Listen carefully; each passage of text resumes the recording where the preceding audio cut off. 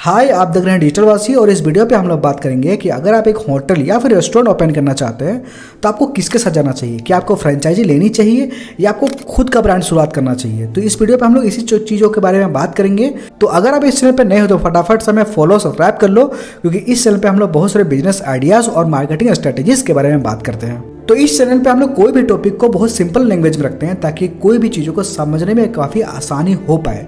तो हम लोग यहाँ पे सबसे पहले समझेंगे कि फ्रेंचाइजी कहते किसको है। देखो, फ्रेंचाइजी समझने का बहुत आसान तरीका है। वैसी कोई कंपनी जो ऑलरेडी ब्रांड बन चुकी है और वैसी कोई कंपनी जो ब्रांड बनने के बाद अपना कोई भी खुद ना ऑन करके वो किसी दूसरे के थ्रू अपना बिजनेस को चलाना चाहती है। एग्जाम्पल के तौर पे अगर हम लोग देखें तो आपने देखा होगा चाय सुट्टा बार काफ़ी ज़्यादा वायरल होता है। चाय सुट्टा बार के आमतौर पे देखे होंगे ना, तो कोई भी अगर आप अगर जो उनके होर्डिंग को देखोगे तो अगर वो फ्रेंचाइजी आउटलेट होगा तो उसके किनारे पे वहाँ पे फ्रेंचाइजी आउटलेट लिखा हुआ होगा।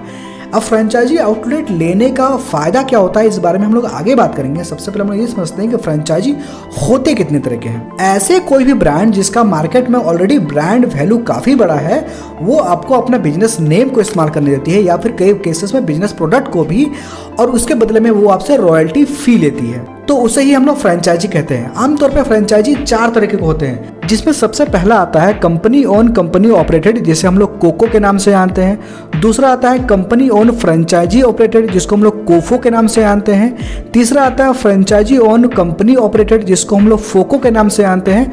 और चौथा आता है फ्रेंचाइजी ओन फ्रेंचाइजी ऑपरेटेड, जिसे हम लोग फोको कहते हैं। अब आप इनमें से कौन सा कैटेगरी में फॉल करते हैं, ये पूरा डिपेंड करता है कि कंपनी किस तरह के सर्विसेज देती है और आपको किस तरह के सर्विसेज चाहिए। लेकिन इसमें एक प्रॉब्लम भी है कि कोई भी फ्रेंचाइजी अपना एक सर्टेन रूल्स के हिसाब से चलती है, और जब आप किसी चीज का फ्रेंचाइजी लेते हो तो आपको उस रूल्स को फॉलो करना होता है। अब जैसे यहाँ पे मैं एक एग्जांपल देता हूँ, जैसे कि मेरे ठीक पड़ोस में यहाँ पे एक चाय सुट्टा बार का एक फ्रेंचाइजी आउटलेट है, और वहाँ पे मैंने एक प्रॉब्लम आइडेंटिफाई की है जो कि लगता है कि काफी बड़ी प्रॉब्लम है। तो वहाँ जब भी कोई कस्टमर आता है तो वो ऑर्डर के साथ साथ अपना बिल पहले ही पे कर देता है, और वहाँ पे कोई भी वेटर सिस्टम नहीं होता है, वहाँ पे कंप्लीट सेल्फ सर्विस है।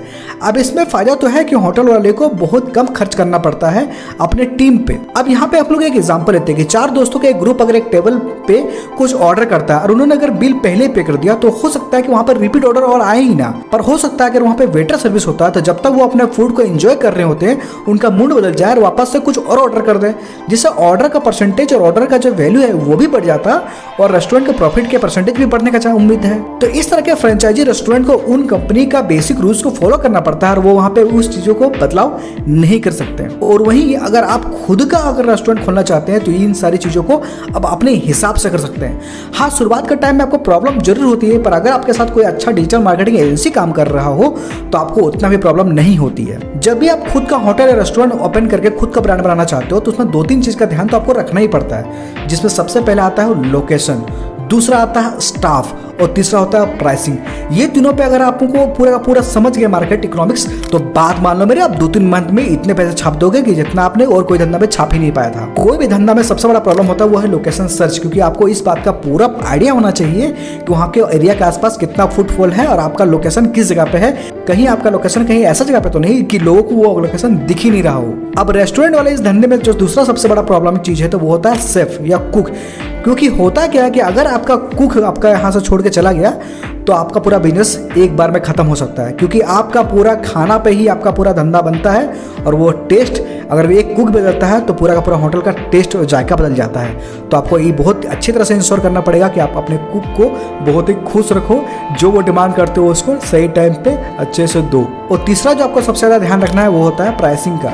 अगर आप कोई भी रेस्टोरेंट में प्राइसिंग को समझ नहीं पाए ना, तो आप धंधा कभी बना ही नहीं पाओगे। आपको इस बात का ध्यान हमेशा रखना है कि आपके यहाँ पे जो कस्टमर आने वाले हैं वो किस कैटेगरी से आने वाले हैं। क्या वो जॉब कैटेगरी है, क्या वो स्टूडेंट है, क्या वो कपल्स है। इन चीज़ों का बहुत ही ज़्यादा ध्यान रखना पड़ता है, क्योंकि वहाँ पर अगर स्टूडेंट के ज़्यादा फुटफॉल है तो वो ज़्यादा खर्च करेंगे नहीं, अगर वहाँ पे कपल्स है तो वो ज़्यादा खर्च करेंगे। अगर आपका रेस्टोरेंट बिजनेस इंडस्ट्री के आसपास है तो वहाँ पर आप मेन्यू का प्राइस अगर ज़्यादा भी रखो तब भी चलेगा। तो अगर आपका रेस्टोरेंट में सबसे ज़्यादा अगर स्टूडेंट का फुटफॉल है तो आपको ये बात का ध्यान रखना चाहिए कि एक रेस्टोरेंट का एवरेज बजट ही कम होता है। जब उनका एवरेज बजट कम होगा तो उनका मेन्यू का जो एवरेज टिकट प्राइस है वो भी कम होगा। तो आपको इस बातों का बहुत अच्छी तरह से ध्यान रखना है एक ऐसा मेन्यू बनाना है कि उनके बजट पे आए। तो आपको यहाँ पर ध्यान रखना है कि आपका जो एवरेज मेन्यू साइज ऑर्डर होगा वो करीब 249 से ज़्यादा का नहीं रखना चाहिए, जिससे आपका धंधा बहुत बढ़ेगा। तो इस वीडियो को हम लोग यही पेंट करते हैं। और अगर आपको लगता है कि आपको रेस्टोरेंट ओपन करना है और आपको इसको लेकर कोई आइडिया नहीं है, तो आप हमसे कॉन्टेक्ट कर सकते हैं। नीचे व्हाट्सअप चैट नंबर भी दिया गया है, वहाँ पे हमसे मांग सकते हैं, हम लोग पूरे सर्विसेज आपको करके देंगे।